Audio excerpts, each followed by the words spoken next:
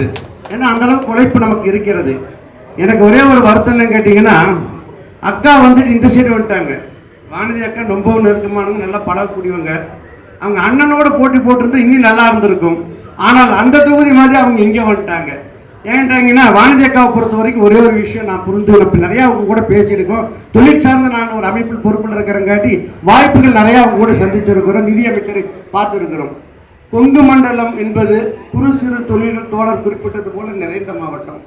இந்த ஜாப் ஆர்டருக்கு 5% ஜிஎஸ்டி மாற்றுங்க என்று அக்கா மூலியமாக பல முயற்சி எடுத்து கடந்த 5 ஆண்டு, இப்போ ஆட்சி பொறுப்பெடுத்து 2 ஆண்டு, இந்த 7 ஆண்டுகளில் இந்த அக்கா இந்த கோவை மண்ணுக்காக, இந்த குறுந்தொழில் முனைவர்களுக்காக ஒரு இன்னளவும் உதவி செய்யவில்லை என்பதை நாம் தைரியத்தோடு எடுத்து சொல்ல முடியும். ஏட்டா இந்த தொகுதியை பொறுத்த வரைக்கும் 15,000 20,000 மேற்பட்ட குறுந்தொழில் நிறைந்த தொழில் நகரம் இந்த பகுதி, இந்த வடக்கு சட்டமன்ற தொகுதி. இதில் இருக்கின்ற தொழில் முனைவோர்களையும் தொழிலாளிகளுக்கும் உரிய முறையிலே ஒரு அங்கீகாரத்தை வாங்கி கொடுக்க முடியல. ஒரே ஒரு கூட்டத்தில் தெரியாதனமா நம்ம அன்னபூர்ணாக்கார் பேசிட்டாரு. நாங்கள் தொழிலமைப்பு நடத்தின கூட்டத்தில் அவர் படத்துல பாடு இருக்குங்கள.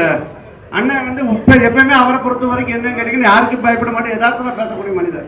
அன்னைக்கு யதார்த்தமா அம்மா நிதியமைச்சர் வந்த கூட்டத்தில் யதார்த்தமா பேசி விட்டார்கள். பேசுனதுக்கு அவரை பட்ட பாடு. இப்போ அவர் எங்கேயுமே வாயை திறக்கிறது இல்லை. அவர் எந்த கூட்டத்தில் நல்லா பேசுவார், யதார்த்தமா பேசுவார், உண்மையை பேசுவார். அவரை வாய் மூடி உட்கார வைத்து பெருமை அக்காக்கு சேரும். அந்த அளவுக்கு நமது கோவை மாவட்டத்தில் எந்த வகையிலுமே அவர்களால் எந்த பயனும் இல்லை.